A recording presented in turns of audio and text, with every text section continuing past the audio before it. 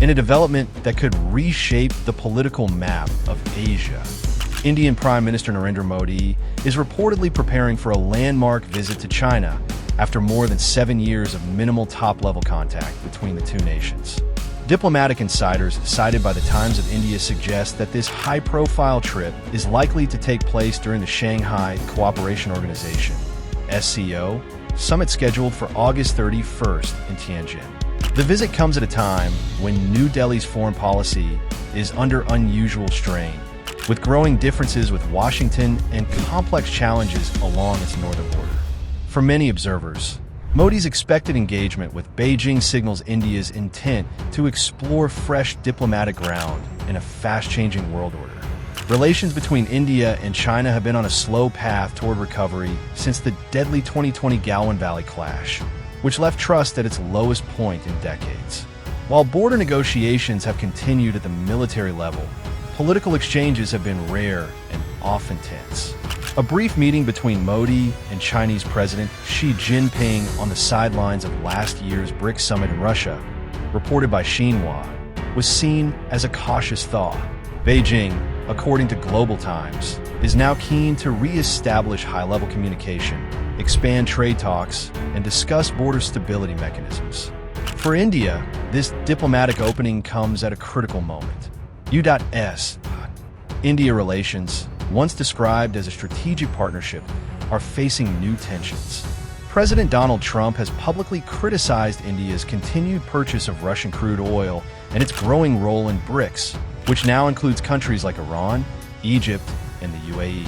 In remarks quoted by Bloomberg, Trump warned that his administration is considering sweeping tariffs on Indian goods, potentially up to 10%, as part of his broader push to challenge economies that, in his view, undermine U.S. influence.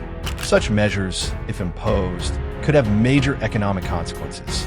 According to Reuters, nearly 80% of India's $64 billion worth of exports to the U.S. in 2024 came from industries such as pharmaceuticals, textiles, and IT services, which would be directly impacted by higher tariffs. Indian officials, however, have defended their trade diversification strategy.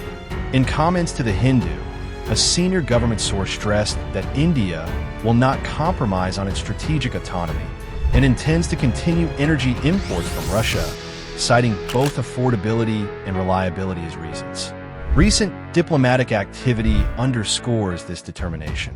National Security Advisor Ajit Doval's visit to Moscow earlier this summer included discussions on accelerating the delivery of S-400 air defense systems and expanding cooperation in oil, gas, and coal sectors. Foreign Minister S. Jaishankar is also expected to make a separate trip to Russia in the coming weeks. Indian media reports suggest that both visits are part of a coordinated effort to strengthen India's traditional ties with Russia despite U.S. pressure. China, meanwhile, views Modi's likely presence at the SCO summit as an opportunity to shift regional dynamics in its favor. Beijing state media has highlighted the potential for renewed economic engagement, particularly in infrastructure investment and high-tech manufacturing.